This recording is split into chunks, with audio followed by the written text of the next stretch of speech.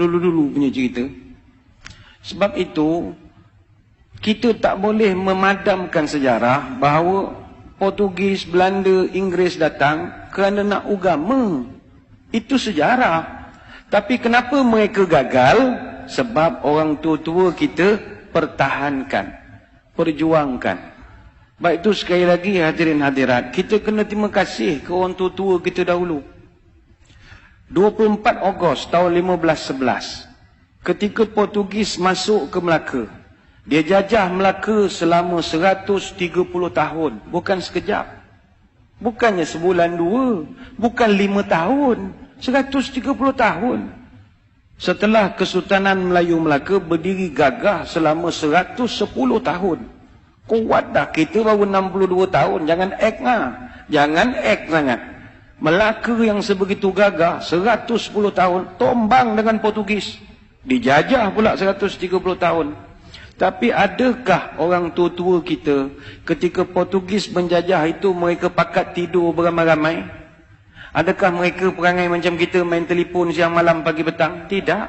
Orang tua-tua dulu tak pernah tidur. Tahun 1521 kita ucap terima kasih saudara-saudara kita dari utara Sumatera Utara, khususnya di Aceh, yang bertali arus membantu menyerang Portugis daripada Aceh. Tahun 1521, Sultan Ali Muhayyad Shah, Sultan Aceh pertama, dia serang Melaka. Serang tapi tak menang, sebab Portugis ni kuat ketika itu. Datang pula Sultan Alauddin Al-Qahar, Sultan Aceh yang ketiga. Dia serang Melaka 3 kali. 1537 dia serang, kalah. 1547 dia serang guna kapal, pun kalah. Tahun 1564 dia minta bantuan dari kerajaan Turki Utsmani. Semasa itu kerajaan Turki Utsmani diperintah oleh Sultan Sulaiman yang merupakan Sultan Turki Utsmaniyah yang ke-10, minta tolong tapi gagal. Adakah Portugis terlampau kuat? Tidak juga. Portugis tak kuat. Tapi di kalangan orang Melaka ketika itu seronok kerja dengan Portugis. Jadi dia orang dah dapat gaji, ada allowance, ada pangkat, ada apa. Dia orang pula mempertahankan Portugis siang malam pagi petang. Jadi Portugis main wayang sajalah. Orang-orang kita yang berlawan sesama kita. Kemudian Sultan Ali Riayat Shah, Sultan Aceh yang ke-9, serang Melaka 3 tahun berturut-turut. 1573, 1575, 1577. Tapi tak menang, pembelot ramai. Sambung balik Dik Sultan Iskandar Muda, Sultan Aceh yang ke-12. Dia serang 2 tahun, 1615 dengan 1638. Hasil daripada serangan demi serangan bertali arus, akhirnya Portugis lemah.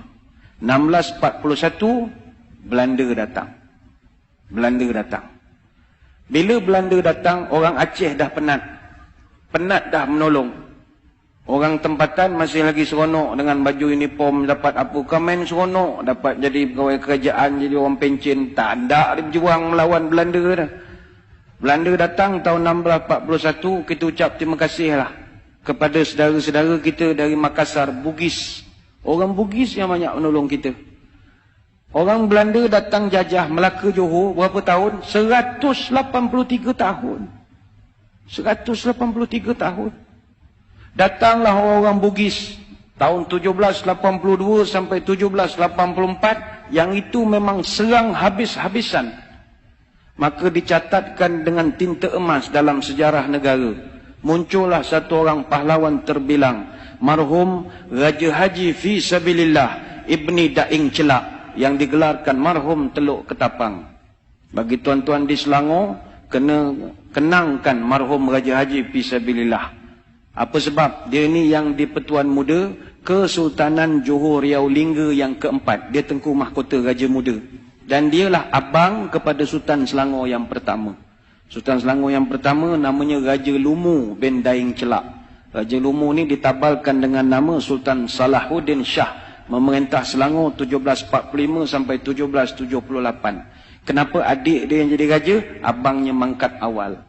Kenapa abangnya mangkat awal? Mangkat di Kota Melaka 19 Jun tahun 1784. Umur baru 57 tahun. Ketika jenazahnya ditemui, tangan kanannya memegang kitab Dalailul Khairat, tangan kiri memegang badik. Dia lawan Belanda sampai ke Kota Melaka. tapi akhirnya gugur menjadi seorang syahid. Kenapa mereka ni berjuang berhabis-habisan? Nak pastikan orang putih, jangan kau nak tukar agama cucu cicit aku. Itu aja. Itu dia dari Makassar, apa kena mengena dengan Melaka? Ukhuwah Islamiyah. 1786 Inggeris datang ke tanah Melayu. Mula-mula dia datang masuk ikut Pulau Pinang. Dia masuk Pulau Pinang, dia tukar habis sejarah Pulau Pinang. Dia dakwa dia pula yang membuka Pulau Pinang. Apa benda dia pula membuka Pulau Pinang? Ingat kita ni tak reti yang buka negeri agak ni. Maka terpadamlah sampai sekarang sejarah sebenar pembuka awal Pulau Pinang tahun 1730.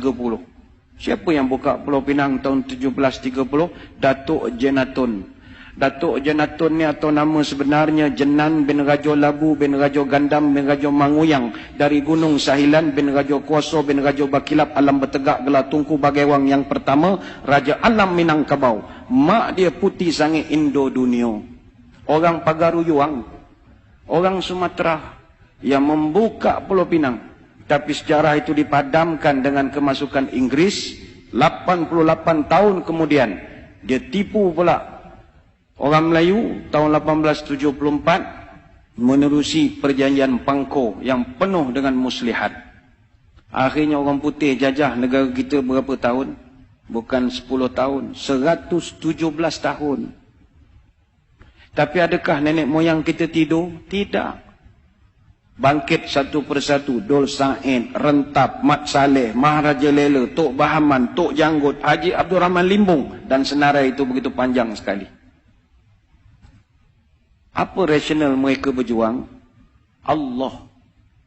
Sebab itu orang tua-tua wujudkan satu perkataan namanya merdeka.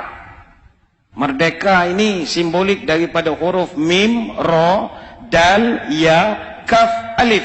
Merdeka. Mengikut Rasul dan yakin kepada Allah. Itulah merdeka. Mereka tahu mereka takkan dapat menengok hasil. Tapi kalau mereka tak berbuat sesuatu, malam ini mustahil boleh azan 5 kali sehari di bumi Selangor Darul Ihsan.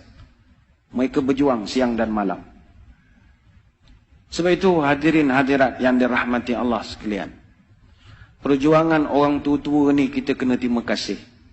Mereka berjuang lagi dan lagi dan lagi dan lagi dan lagi dan lagi dan lagi dan lagi dan lagi sampai kita tidak ada lagi.